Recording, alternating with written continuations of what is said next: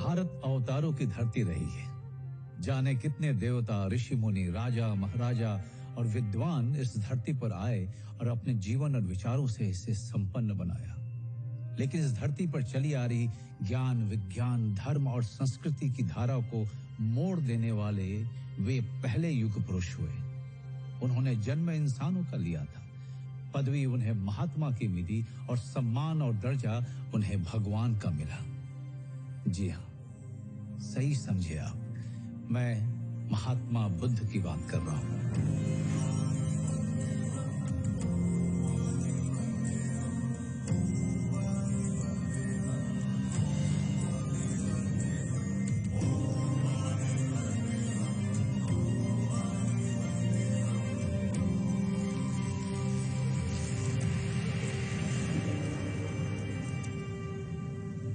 नमस्कार, मैं हूं मनोज वाजपेयी और आज मैं आपको सुनाने जा रहा हूं उस व्यक्ति की कहानी जिसका जन्म तो भारतवर्ष में हुआ, लेकिन उन्होंने भारत ही नहीं, दुनिया के इतिहास, भूगोल, दर्शन, आचार, विचार को पहले जैसा नहीं रहने दिया। महात्मा बुद्ध ज्ञान और विचार की ऐसी मशाल बन के उभरे कि सिर्फ भारत तक सीमित नहीं रहे। उनके विचार पहले लोगों के लिए जीने का तरीका बना, फिर मत और फिर वो धर्म बनकर दुनिया भर में फैल गया। Extraordinary circumstances which is challenging the society, there comes an extraordinary personality who gives a new direction to the society and history is created. Buddha came at a time when India was facing a lot of challenges. मैत्री का concept है, जब मुद्दता का जो concept है, then mindfulness है, विपස්සना है ना, ये पूरी दुनिया में इसलिए ये इतना आगे बढ़ी क्योंकि they are so simple yet so logical yet so meaningful yet so effective.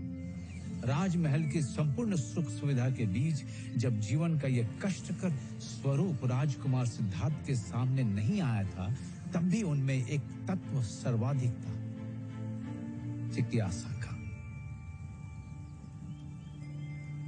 जिज्ञासा सवाल में बदलती है, सवाल तर्क में परिणत होता है, तर्क अपनी कसौटी पर विश्वास को छानता है और उसमें अंधविश्वास को अलग कर देता है। ठीक यहीं पर बालक सिद्धार्थ के बुद्ध बनने का बीज पड़ चुका था। एक आगामी क्रांति की मौन शुरुआत हो चुकी थी।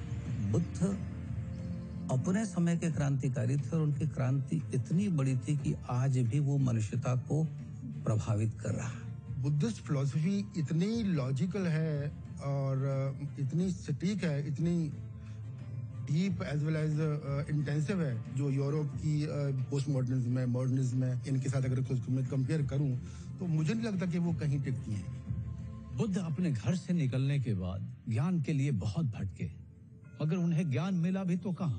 न काशी में, न प्रयाग में, न राजधानी में, न जंगल में, उस गया में जो जिंदगी नहीं, मृत्यु के संस्कार, पिंडदान के शहर के रूप में मशहूर था। तो इस गया में एक पीपल के पेड़ के नीचे बुद्ध निर्वाण या ज्ञान पाते हैं। इसी कारण वो स्थान बोध गया कहलाता है। वहां से वो काशी के पास सारनाथ पहुंचे और जहां उन्होंने अपनी पहली शिक्षा दी और धम्म की स्थापना करी।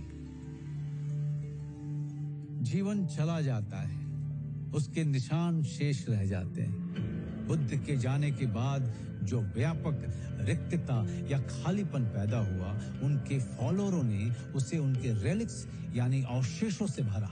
जिन्होंने बुद्ध को रूबरू नहीं देखा था या जिन जगहों पर बुद्ध जा नहीं पाए थे, उन सब के लिए बुद्ध के अवशेष बुद्ध से कम नहीं थे। बुद्ध के 3 तरह